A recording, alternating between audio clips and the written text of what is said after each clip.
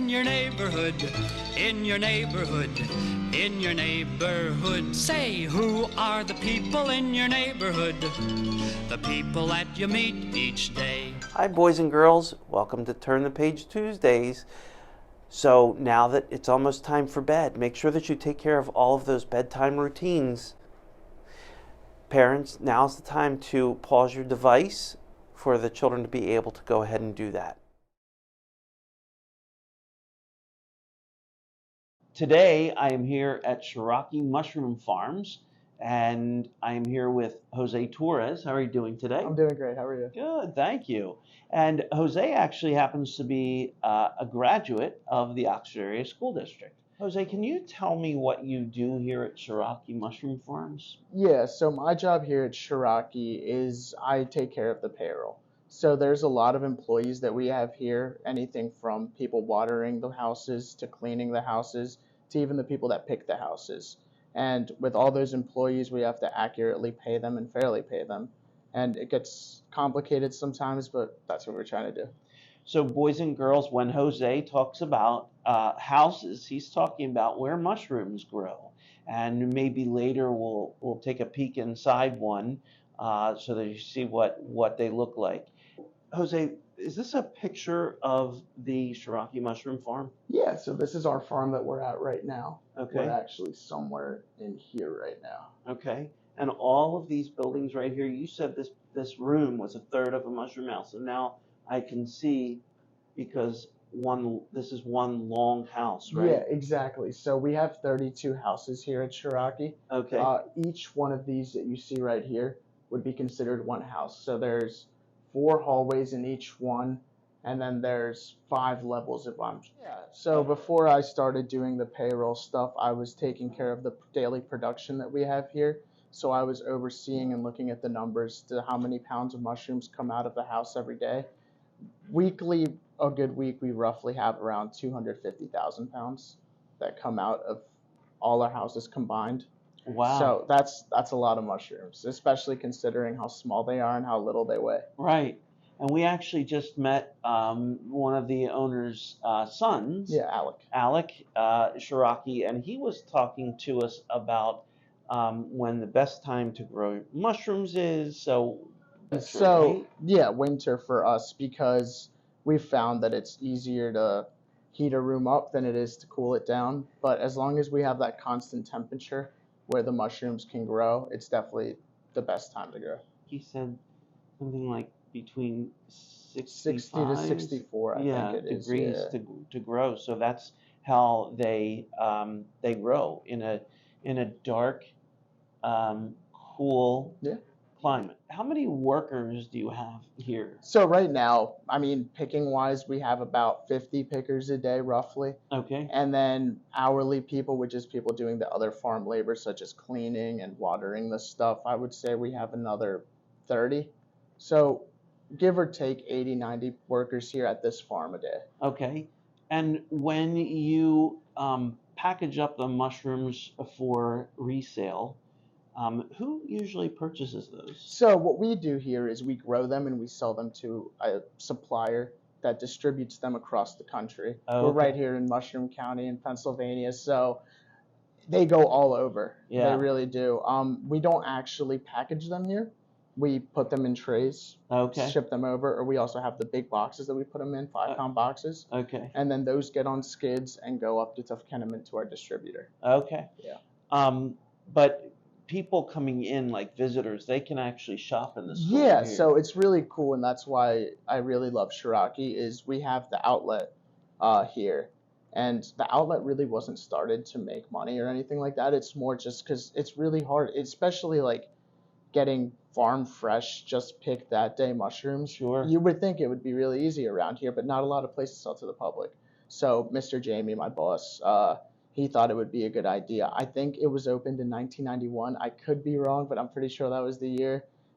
Just so the community could have a place to come and see what is grown here. Okay. Yeah. So can you tell me how many types of mushrooms do you grow here at Rockee? So here at Rockee, we grow 3 main kinds of mushrooms. We grow the white mushrooms that you're used to seeing on pizza or anything like that. We grow portobellas, which is the big ones. I can show you an example if you want. This Oh, is a wow. portobello. And then we also grow creminis, which is technically the same kind of mushroom as the portobello, but they're just not grown to its full size. You have to know how to read to do your job. Yeah, I do have to know how to read. I have to know how to read pretty well, actually, because there's a lot of rules in place on how you can pay people, and we have to do everything by the books or fairly. So I have to read all the laws, make sure I know where we're at, make sure I'm paying the right people the right thing.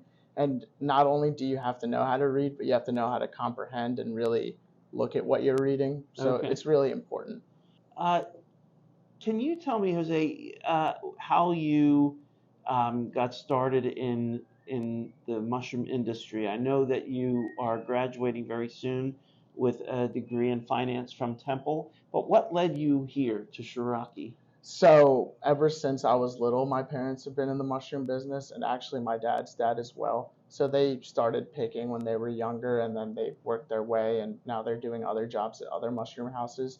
But I've just always been fascinated because it's right here, right in our backyards, that these things are grown, and it's a really interesting process. Is it hard to be a picker? Very, very hard. Yeah. I mean, if you could see how they do it, they have to be either really down low and slouched over picking the mushrooms, or they have to be climbing up on top of things and reaching very far to get the mushrooms. So it's not great for your back or anything for that matter, but they're very hard workers. They work long hours and usually 7 days a week. And a picker, you're not necessarily picking, are you? Sometimes you're using a knife to Yeah, so cut. what they do is they grab a handful of mushrooms with usually their left hand, and then they have a knife in their right hand. With that pack of mushrooms that they have, they cut the stems off, and then Okay. they put them in the boxes. Okay. Yeah. Well, maybe we'll see some of that later today. For now, I see that you've brought a book Yeah. with you, Theodore, and the Talking Mushroom. So we can't wait to hear that book today. Thank you. Yep. Thank you.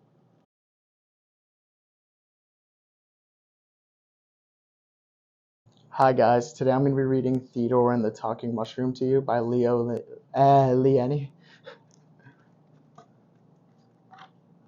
Theodore and the Talking Mushroom. Theodore and the Talking Mushroom. In the stump of an old oak tree there lived 4 friends, a lizard, a frog, a turtle, and a mouse called Theodore. "Anytime I lose my tail I can grow a new one," boasted the lizard. "I can swim under water," said the frog. "I can close like a box," said the turtle.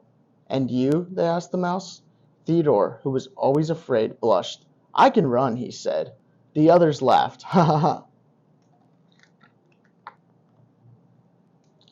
One day Theodore was frightened by a leaf that came fluttering down from a tree. "An owl," he thought as he ran for cover. Luckily he found a huge mushroom to hide under. He was too frightened to notice that it was as blue as an August sky. Theodore hid for a long time. He was tired. He had almost fallen asleep when suddenly he was startled by a strange noise. Quirp! Theodore looked around, his little heart beating wildly. But all was quiet. "I must have dreamed it," he thought as he returned to the cool shade of the mushroom. He dozed off softly when suddenly there was that noise again. Quirp! It was the mushroom. Theodore was too excited to be frightened. "Can you talk?" he gasped. The mushroom did not answer, but after a little while it made that noise again, and again. Soon Theodore realized that the mushroom could not really speak. It could only say, "Quirp." Then he had an idea. He went back to his friends. "I have something important to tell you," he said mysteriously. "Some time ago I discovered a talking mushroom, the only one in the whole world. It was the mushroom of truth, and I have learned to understand its language." He guided his friends towards the edge of the woods. There stood the blue mushroom. "Mushroom, speak," Theodore commanded. "Quirp," said the mushroom. "What does it mean?" asked Theodore's friends, dumbfounded. "It means," said Theodore, "that the mouse should be above all other animals." The news of Theodore's discovery spread quickly, and his friends made him a crown. Animals came far away with garlands of flowers. Theodore was no longer afraid. He did not have to run. He did not even have to walk. Wherever he went, he was carried on the turtle's back on a cushion of flowers, and wherever he went, he was venerated above all other animals. So pretty much, Theodore became the leader of his friends, and he was not scared anymore, thanks to the mushroom.